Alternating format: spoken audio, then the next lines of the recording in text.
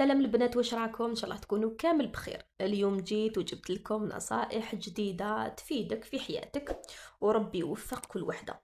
بس لازم تكوني طموحة في التغيير، ماشي تحطي يدك على خدك وتقولي ما عنديش زهر. وحاجة ما صدقت لي، وهل الرقية الشرعية تغير من معيشتي اللي راني فيها ولا لا؟ قبل ما نبداو في الموضوع تاعنا، نروح ونشوفوا الصور اللي لقاوها في مقابر الجزائر العاصمة ونرجع لكم.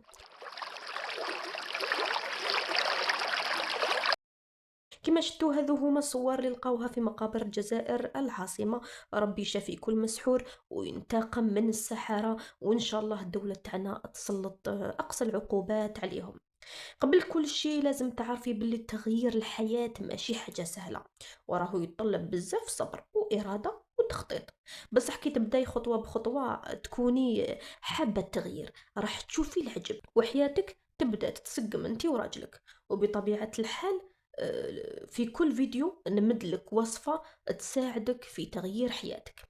اختي، اول حاجة لازم تكوني واضحة مع روحك، واش تحبي تحقي في حياتك، واش هي الاحلام اللي تحلمي بها، ولا انت ما عندكش حتى حلم وراكي تخمي في التغيير. كي تعرفي هدفك بالضبط راح يولي عندك دافع قوي باش تخدمي عليه. الهدف بدون خطة يبقى مجرد حلم. نظمي وقتك، الوقت هو أغلى حاجة عندك. حاولي ديري جدول يومي تلتزمي به. خصي وقت للدراسة والخدمة والراحة وحتى للهوايات. كي تنظمي وقتك راح تولي أكثر إنتاجية وتتهناي من التوتر. طوري روحك، تعلمي حاجة جديدة في كل يوم، سواء كانت بالقراءة وحتى في الانترنت. كي تزيدي في معارفك ومهاراتك فرص نجاحك تزيد بزاف. حبيبتي، النصائح اللي نمدها لك بزاف راح تفيدك في حياتك. يا اختي، ثاني تخلصي من العادات السيئه. ما تاجليش الخدمه تاع اليوم لغدوه، ولا ديما فشلانه كما يقول لك المثل راقده وتمونجي. والتفكير السلبي هذاك اللي راهو داخل راسك حاولي تبدليه بعادات ايجابيه، كما الرياضه، القراءه والتنظيم، ولا مارسي كاش هوايه تحبيها. حافظي على صحتك حبيبتي، الصحه هي راس مالك، لازم تهتمي بها. كلي مليح، اشربي الماء بزاف، وكي تكون صحتك مليحة راح تقدري تواجهي المشاكل تاع الدنيا. وان شاء الله كل واحد ربي يخليله صحته ان شاء الله. تواصلي مع ناس ايجابيين، ماشي وين كانت خردة تبعي فيها. ايه، نقولها ونعاودها، ماشي كل خردة تبعي فيها. وين كانت طفلة ما تنفعش ولا مسمومة ولا معفونة تصاحبيها وديريها حبيبتك. يقول لك عشرهم 20 يوم تولي كيفهم. واذا عاشرتي الناس الزينة رايحة تكوني زينة، واذا عاشرتي الناس اللي ماشي مليحة رايحة تتأثري بهم وتولي كيفهم. التغيير يا اختي ما يجيش بين ليلة ونهار، لازم تصبري وما تستسلميش. باسكو النجاح يجي بعد 100 نطيحة. كل مرة طيحي زيدي نوضي، كل مرة طيحي زيدي نوضي. ما تفشليش، خلي عندك ثقة في روحك، امني بقدراتك. كي تكون عندك ثقة راح تلقاي روحك قادرة تواجهي اي حاجة. وثاني قبل ما ننسى، كاين بزاف بنات يظلوا مع التليفونات، هذا تيك توك، هذا انستغرام، هذا يوتيوب.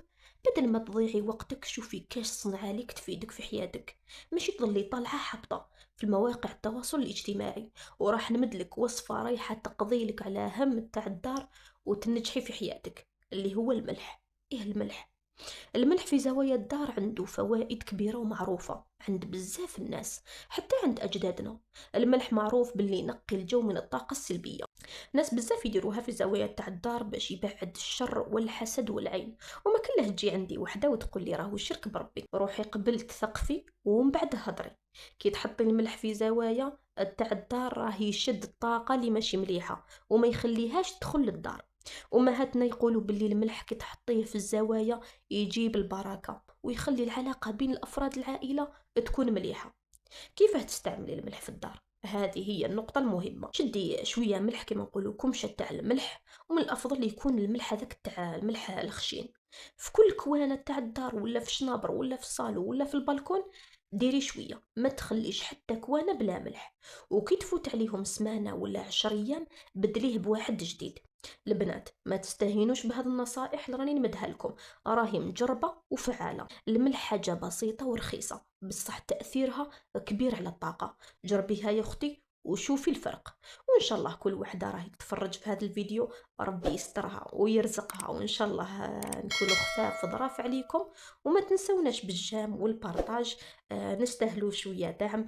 نتلاقاو في فيديوهات قادمه ان شاء الله. سلام.